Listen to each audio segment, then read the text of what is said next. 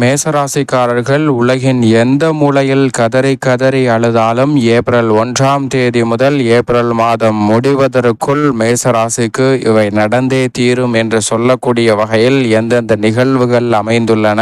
இதிலும் குறிப்பாக உலகின் எந்த மூலையில் கதறி கதறி அழுதாலும் இவை நடந்தே தீரும் என்று சொல்லக்கூடிய வகையில் ஏற்படக்கூடிய அதிரடியான மாற்றங்கள் என்ன என்பதை ஆராய்ந்து பார்க்கும் போது மேசராசிக்காரர்களுக்கு இந்த வேளையில் ராசியின் அதிபதியாக இருக்கக்கூடிய செவ்வாய் மிகவும் வலுவாக தைரியஸ்தானம் என்று சொல்லக்கூடிய 3ஆம் இடத்தில் விளம்பெறுகிறாருங்க.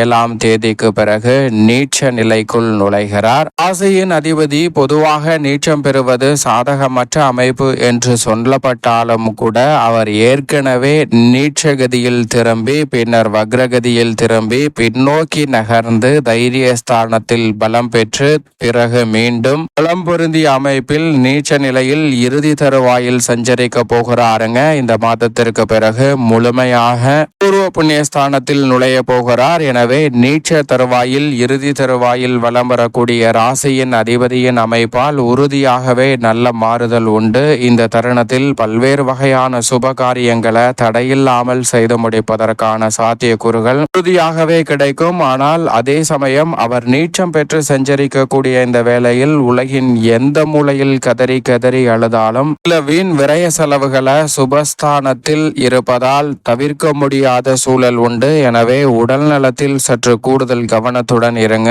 அதோடு மட்டுமல்லாது இந்த வேளையில் எவ்வளவுதான் கண்ணும் கருத்துமாக செயல்பட்டாலும் கூட வீண் விரய செலவுகளை தவிர்க்க முடியாத சூழல் உண்டு. எனவே அது போன்ற விஷயங்களில் மட்டும் கூடுதல் கவனத்துடன் இருப்பது நிச்சயம் மேசராசிக்காரர்களுக்கு நல்லது. அது மட்டுமல்லாது ராசியின் அதிபதி வலுவிழந்து நீச்சம் பெற்ற நிலையில் சஞ்சரிப்பதால் இந்த தருணத்தில் பழைய பிரச்சனைகள் உலகின் எந்த மூலையில் இருந்தாலும் தலை தூக்குவதற்கான சாத்தியக்கூறுகள் உண்டு. எனவே பதற்றப்படாமல் அந்த பிரச்சனைகளை கையாண்டாலே நிச்சயமாக நல்ல தீர்வு கிடைக்கும் என்பதை ராசியின் அதிபதியான செவ்வாய் திட்டவட்டமாக எடுத்து காட்டுகிறார். ஆனால் அதே வேளையில் இந்த தருணத்தில் சொத்துக்களை விற்கக்கூடிய முயற்சியில் எளிதில் காரிய வெற்றி கிடைக்கும். ஏனென்றால் மிக வலுவாக சனி பகவானும் திருக்கணிதத்தின்படி 7.5 சனி துவங்கிய காரணத்தை வலுவாக உறுதிப்படுத்துகிறார். விரய சனியின் ஆரம்ப காலகட்டம் என்பதால் உறுதியாகவே சனியின் அமைப்பாலும் பல்வேறு வகையான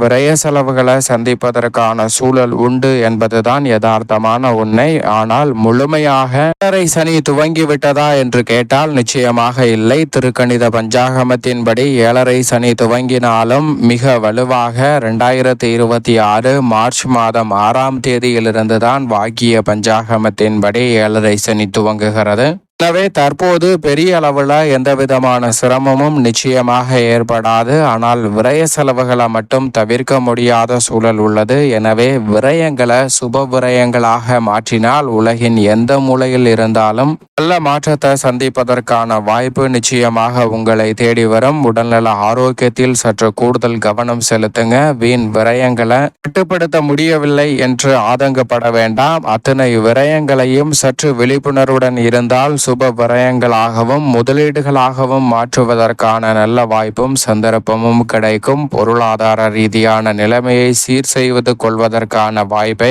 ராசியின் நீச்ச அதிபதியான இருக்கக்கூடிய சனி பகவான் ஆட்சி பலத்தை இழந்து விரயத்தில் சஞ்சரிப்பதாலும் அதே சமயம் லாபத்தில் இருப்பதாலும் நீங்கள் எதிர்பார்க்கக்கூடிய நல்ல வாய்ப்புகள் சந்தர்ப்பங்கள் உறுதியாகவே உங்களை தேடி வரும். இந்த தருணத்துல சற்று அகலக்கால் வைக்காமல் அளவாக திட்டமிட்டு பணிகளை மேற்கொண்டு நிறைந்த நன்மை உறுதியாகவே உங்களை தேடி வரும். அதோடு மட்டுமல்லாது மேசராசிக்காரர்களுக்கு இந்த வேளையில் இந்த மாதம் மட்டும்தான் முழுமையாக முழு சுபகிரகமாக இருக்கக்கூடிய குரு பகவான் 9 மற்றும் 12ஆம் இடத்தின் அதிபதியாக இருக்கக்கூடிய குரு பகவான் தனஸ்தானத்தை வலு சேர்க்க போகிறார். இந்த மாதத்திற்கு பிறகு தைரியஸ்தானத்தில் நுழைவார். எனவே அதற்கு முன்னதாக இருக்கக்கூடிய இந்த தனஸ்தான சஞ்சார அமைப்பு உறுதியாகவே மிக சிறப்பான நல்ல வாய்ப்புகளையும் சந்தர்ப்பங்களையும் நினைப்பதை காட்டிலும் அபரிவிதமாகவும் முன்னேற்றம் நிறைந்தவையாகவும் மாற்றிக்கொள்வதற்கான நல்ல சூழ்நிலையை நிச்சயமாக ஏற்படுத்தி கொடுக்கிறது. எனவே உற்றார் உறவினர்கள் என அனைவருடனும் இந்த தருணத்துல உறவு பலப்படக்கூடிய வகையில் பல நல்ல மாற்றங்கள் நிறைவாக கிடைக்கும். குடும்ப பிரச்சனைகளை தைரியத்துடன் அணுகி சிறப்பாக அதில் சந்தர்ப்பங்களை உருவாக்கி கொள்வதற்கான நல்ல யோகம் நிச்சயமாக உண்டு. உலகின் எந்த மூலையில் இருந்தாலும் குரு பகவான் அதீத பலத்துடன் வலம் வருவதால் மேசராசிக்காரர்களுக்கு தேவையற்ற பல பிரச்சனைகளை நிச்சயம் கட்டுக்குள் வைத்திருப்பதோடு பல்வேறு வகையில கொடுக்கல் வாங்கல் உள்ளிட்ட பல சிரமங்களை சந்தித்து வந்த சூழலிலும் நல்ல மாற்றம் ஏற்படும். ஆனால் அதே வேளையில் உலகின் எந்த மூலையில் இருந்தாலும் உத்தியோகம் தொழில் ரீதியான பணிகளில் சற்று எதிர்பாராத கடின உழைப்பையும் அலைச்சலையும் சற்று சக்திக்கு மீறிய உழைப்பை செயல்படுத்த வேண்டிய தருணமாக தான் பார்க்கப்படுகிறது. உலகின் எந்த மூலையில் கதறி கதறி அழுதாலும் அவற்றை நிச்சயமாக தவிர்க்க முடியாது. சில நேரங்களில் அதற்கான பலன் கைக்கு கிடைக்காமல் இருப்பதற்கான வாய்ப்பும் உள்ளது. எனவே தற்போதைய சூழலில் உலகின் எந்த மூலையில் இருந்தாலும் கடமையை செய், பலனை எதிர்பார்க்காதே என்று சொல்லக்கூடிய வகையில் செயல்படக்கூடிய மேசராசிக்காரர்களுக்கு நிச்சயமாக நல்ல பலன் நிறைவாக கிடைக்கும் என்பதை திட்டவட்டமாக குரு, சனி, ராசியின் அதிபதியான செவ்வாய் போன்ற கிரகநிலைகள் உறுதிப்படுத்துகின்றன.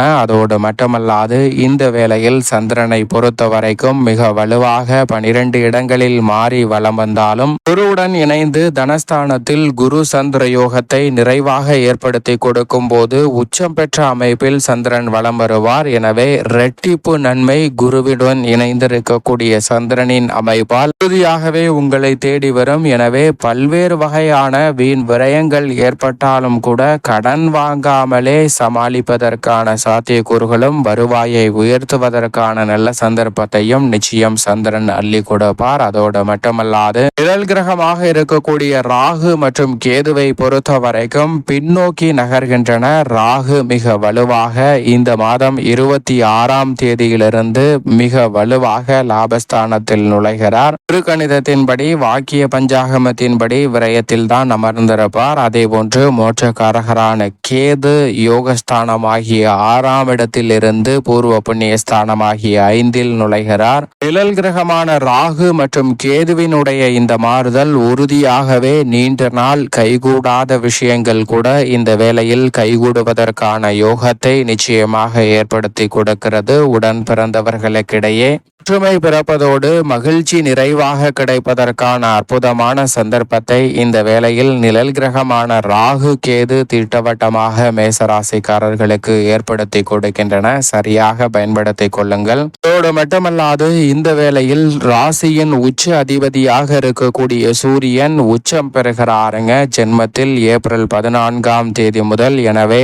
ஆளுமையும் அதிகாரமும் கொண்ட பொறுப்புகள் உங்களை தேடி வரும். வீண் அலைச்சல்கள் உறுதியாகவே கட்டுக்குள் வருவதற்கான வாய்ப்பை ராசியின் உச்ச அதிபதியாகவும் ராஜ யோகாதிபதியாகவும் இருக்கக்கூடிய சூரியன் ஏற்படுத்தி கொடுக்க போகிறார். சுக்கிரன் விரயத்தில் வக்ரகதியிலும் வக்ர நிவர்த்தி பெற்றும் பலம் பெற போகிறார். எனவே பலம் பெறக்கூடிய சுக்கிரனின் அமைப்பால் சுப விரயங்களை நிறைவாக சந்திப்பதற்கான நல்ல சந்தர்ப்பம் உண்டு. இந்த தருணத்தில் சிரமப்பட்டு கொண்டிருக்கக்கூடிய கலைத்துறை, அரசியல் துறை ரீதியான பணிகள், தொழில்துறை ரீதியான பணிகளை திறன்பட கையாளுவதற்கான நல்ல வாய்ப்பும் சந்தர்ப்பமும் உறுதியாகவே உங்களை தேடி வருகிறது. அதோடு மட்டுமல்லாது வித்யா காரகரான புதன் துவக்கத்தில் லாபத்திலும் 8ஆம் தேதிக்கு பிறகு விரயத்திலும் இந்த மாதத்தின் இறுதியில் ஜென்மத்திலும் வலம் வர போகிறார். வித்யா காரகரான புதனின் அமைப்பு மிக சிறப்பான வாய்ப்புகளையும் சந்தர்ப்பங்களையும் உறுதியாகவே ஏற்படுத்தி கொடுக்கிறது. சரியாக பயன்படுத்திக் கொள்ளுங்கள். நினைத்த காரியத்தை நினைத்தபடியே சாதகமாக செய்து முடிக்கக்கூடிய நல்ல வாய்ப்பு நிச்சயமாக கிடைக்கும் என்பதை திட்டவட்டமாக கிரகநிலைகள் உறுதிப்படுத்துகின்றன. எனவேதான் உலகின் எந்த மூலையில் கதறி கதறி அழுதாலும் இவை நிச்சயமாக நடந்தே தீரும். மேலும் சாதகமாக மாற்றிக்கொள்வதற்கு இந்த வேளையில் மேசராசிக்காரர்கள் ராகு கேது பயிற்சியை சந்திக்கக்கூடிய இந்த வேளையில் அருகாமையில் உள்ள சர்ப்பதோஷ நீக்கக்கூடிய ஆலயங்களுக்கு சென்று வழிபாடு செய்யுங்கள்.